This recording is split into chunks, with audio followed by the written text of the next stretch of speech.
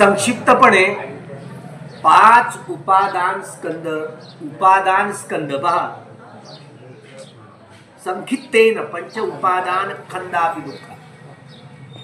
म्हणजे हे शरीर आणि मन, रूप, वेदना, संज्ञा, संस्कार आणि विज्ञान हे 5 उपादान आहेत. उपादान म्हणजे आसक्ती चित्राविषयी. कारण ती जन्म देते, 9 महिने 9 दिवस पोटात वाढवते, जन्म देते. त्या बाळाविषयी किती आसक्ती असते आईची. माझं बाळ, आणि बाळ किती रडू द्या, तुम्ही बसून आहात असे, किती रडू द्या, किती तुमची एवढी आसक्ती असू द्या बाळा, तुमची मांडी अगोदर दुखून आली तर पहिल्यांदा मांडी बदला, नंतर बाळाला दूध, किती रडत असलं नंतर दूध पाजा. अगोदर दूध पाजाल की अगोदर मांडी बदलणार? तुमचं दुखणं अगोदर की बाळाचं दुखणं? बाळाचं मांडीचं पहिल्यांदा आपलं दुखणं पाहाल. मांडी दुखली ना, पहिल्यांदा आपली मांडी बदला, त्यानंतर बाळाला दूध. म्हणजे आपलं दुखणं अगोदर प्रिय असतं, आपलं दुखणं आपल्याला नकोस असतं. पहिल्यांदा आपलं दुखणं पाहतो, नंतर बाळाचं. बाळाविषयी आसक्ती राहिली का आता? संक्षिप्तपणे हे रूप, वेदना, संज्ञा, संस्कार, विज्ञान. म्हणजे रूप म्हणजे ही काया जी अग्निवायू जल आणि पृथ्वी धातूंनी बनवलेली आहे, आपल्याच मनाद्वारे बनवलेली. मन सगळं काय करतं? हे घडवण्याची प्रक्रिया मनाद्वारेच करते, मनाद्वारेच होते. त्यामुळे हे जे रूप बनतं, हे रूप धातू, ज्याला अग्निवायू जल आणि पृथ्वी धातू, आकाश धातूला महत्व दिलं नाही तथागतांनी, कारण ती पोकळी आहे. 2 अट्टकलापाती म्हणजे जी पोकळी असते ना, त्या पोकळीला जी सूक्ष्म आकाश धातू आहे, या पोकळीतही अग्निवायू जल आणि पृथ्वी धातूंच्या अट्टकलापांचा प्रपंच असतो. म्हणून या 4ही अग्निवायू जल आणि पृथ्वी धातू या 4ही महाभूतांनी बनलेलं हे शरीर, याला रूप म्हणतात, याला काया म्हणतात. काया ही पंढरी, काया ही विठ्ठल चाललो ना आपण. पंढरी विठ्ठल विशेष रूपाची स्थिती पैदा होणं, ही कोणती सर्वोच्च स्थिती, परिपूर्णता, परिशुद्धता, त्याला विठ्ठल म्हणतात. सारी ज्ञानेश्वरी वाचली तरी विठ्ठल शब्द नाही, सारी भगवद्गीता वाचली तरी विठ्ठल शब्द आपलाच काही. काया ही विठ्ठल कायेची परिपूर्ण. भगवंताचीच फक्त जे समृद्धत्व प्राप्त करणारे असतात महापुरुषांची 32 लक्षणं आणि 80 अनुलक्षण, ती त्यांच्या शरीरावर स्थापित होतात. ही परिपूर्ण काया आहे, ते परिपूर्ण रूप आहे, दुसऱ्या व्यक्तीचा नाही आहे. आपलं अंग प्रत्यंग नाही वाढत. महापुरुषांची ती लक्षणं आहे. तुमच्या हातात आता माहीत द्या, आता भगवान बुद्धापासून तर रमाई, भीमाई, सावित्रीबाई फुले इथपर्यंत, अण्णाभाऊ साठ्यांपर्यंत सगळ्यांना महापुरुषाच्या घंटीत नेमतं. जी बिकट तिकडे सैरावरा पाहत. महापुरुष फक्त त्यांनाच, जे चक्रवर्ती सम्राट असतात, ज्यांच्या अंगावर 32 लक्षणं असतात, पण ते सुप्त असतात, तरी त्यांची गणना देखील महापुरुषांमध्ये होते. पण सम्यक संबुद्ध जे असतात, जे सिद्धार्थ गौतम बाळ जन्माला आलं तरी परिपूर्णता नव्हती. जेव्हा बोधी ज्ञान, बुद्धत्व प्राप्त बोधगयेला झालं, तेव्हा त्यांची परिपूर्ण चमकणारी ही काया, परिपूर्णता वाढ झाली. बोधी प्राप्त झाल्यानंतर हे सम्यक संबुद्धांची, यांना महापुरुष खरं समजलं. तर कित्येक भ्रमभ्रांती समजण्यामध्ये, किती भ्रमभ्रांती. ही जे रूप आहे, शरीर आहे, जे अग्निवायू जल आणि पृथ्वी धातूंनी बनलेलं. माझं शरीर, मी माझं आणि डोईवर सारं होतं. हे आपलं शरीर आपलं नाही आहे, आपलं मनही आपलं नाही आहे, तरी माझं मन, माझं शरीर, माझं मन, किती आसक्ती आहे शरीराविषयी, या मनाविषयी. इला संक्षिप्तेन पंच उपादान खंदा दुःख असं म्हटलेलं आहे तथागतांनी. संक्षिप्तपणे 5 उपादानच म्हणजे आसक्ती होय. या शरीराविषयी आणि मनाविषयी किती आसक्ती आहे. माझं शरीर, मला काय नाही झालं पाहिजे. मरणारा तुम्ही, हे लपून जाईल का? तरी मरावंसं वाटत नाही. आत्ता मरायला टेकला ना, मरेल थोडा वेळ, अरे यार बहुत दुखणं भरत आहे ना, जाऊ दे ना, पण आता मरण्याची वेळ आहे, तर थांबा. कोणालाच म्हणणार, मला तरी मरावंसं वाटतं का?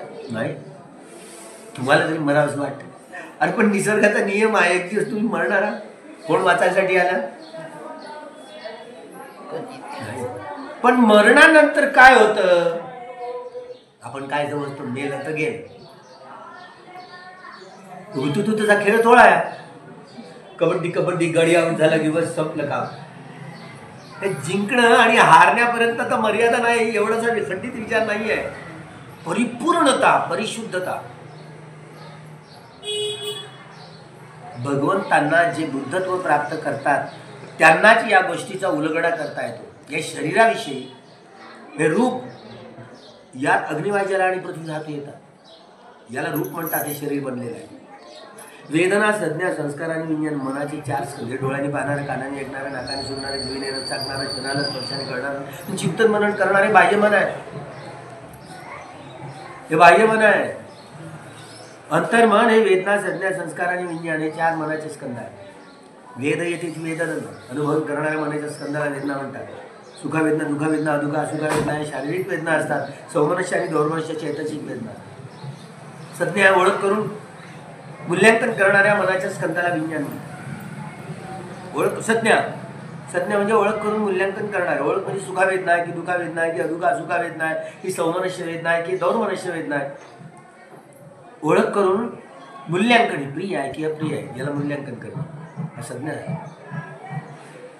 संखार प्रतिक्रिया करणारा मनाचा स्कंद. सुखद वेदना आली प्रतिक्रिया करून रागाच्या गाठी, दुःखद वेदना आली प्रतिक्रिया करून द्वेषाच्या गाठी, अदुःखद असुखच न्यूट्रल वेदना आहे प्रतिक्रिया आली प्रतिक्रिया करून मोहमूर्तीच्या गाठी बांधण्याचंच काम करतो. हा प्रतिक्रिया करणारा मनाचा स्कंद याला संखार. विज्ञान, तू कॉन्शियसनेस जाणण्याचं काम करणार हा मनाचा स्कंद, त्याला विज्ञान असं म्हणतात. हे मनाचे एक स्कंद काम करायला लागला जाणणारा, बाकी 3चे 3 स्कंद जुळ्या मुलासारखे सोबतच राहतात. 3 खंडाने सोबतच राहतात. अशा रीतीने मन आणि शरीर एकत्र होतं आहे ना. आता एकत्र आहोत, जिवंत आहोत, आणि काय आमचं सुटलं तर मेलं ना, तर मेलं तर गेलं नाही, ते तसंच राहतं. मनाला जाळतं का? हे अग्नी, वायू, जल आणि पृथ्वी धातूने बनलेलं मृत शरीर, या मृत शरीराला जाळलं जातं तरी अग्निवायू जल आणि पृथ्वी धातूंच्या या अठ्ठकलापांचा प्रपंच नष्ट होत नाही. जाळल्यानंतर देखील या अग्निवायू जल आणि पृथ्वी धातू आपापल्या धातूंमध्ये विलीनीकरण होतं, नष्ट होत नाही. आणि मन राहतं ना शिल्लक, मन पुन्हा जन्म घेतं. हा सगळ्यात मोठा रोग लागलाय आपल्याला. जन्म घेणं, जगणं आणि मरणं, परत जन्म घेणं, जगणं आणि मरणं, मेल्यावर पुन्हा जन्म घेणं, जगणं आणि मरणं. हे भवचक्र, दुःखचक्र, लोकचक्र म्हणतात. इकडून तिकडे, तिकडून इकडे फिर्या मारत आहोत.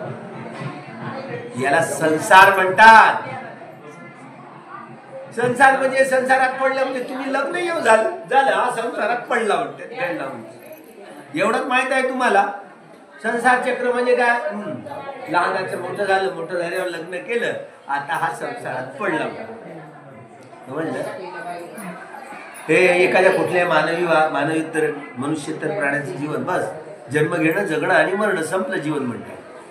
संपत नाही एवढ्यावरच. हे दुःख चक्र आहे, भवचक्र आहे, संसार चक्र आहे. बघा, अनेक जाती संसार. पहा इथे शब्द आला भगवंतानी वापरला, संसार चक्र. पहा संसार चक्र कसं आहे. जन्म घेणं, जगणं आणि मरणं, परत जन्म घेणं. आपल्याला मेलं तर गेलं असं वाटतं, परत जन्म होतो. त्यांचाच जन्म होत नाही ज्यांनी सम्यक संबुद्धत्व प्राप्त केलं, पच्चीक बुद्ध झाले किंवा ज्यांनी अर्हत्व प्राप्त केलं त्याला सावक बुद्ध म्हणतात.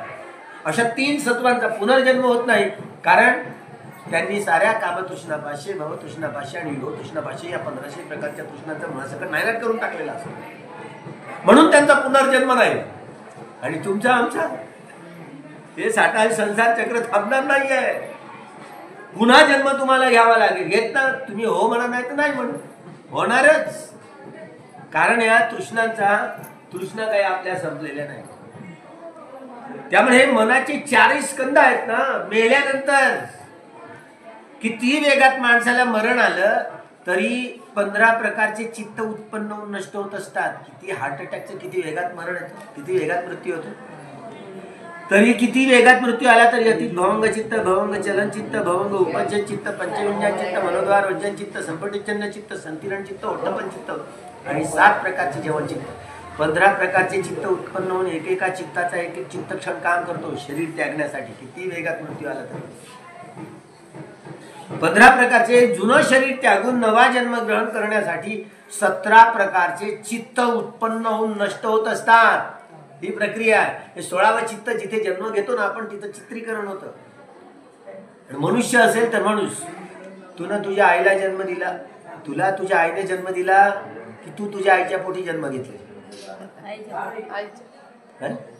तुझ्या आईनं तुला जन्म दिला की तू तुझ्या आईच्या पोटी जन्म घेतलाय?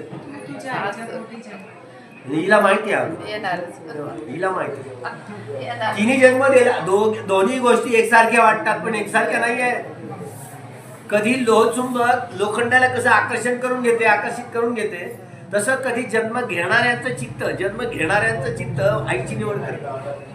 कधी कधी आई मी अशा मुलाला जन्म देईल, तिचं लोहचुंबकाचं चित्त असतं. हे समान धातू कम्म एक दुसऱ्याकडे खेचून घेतात. जन्माची प्रक्रिया अशी होत असते.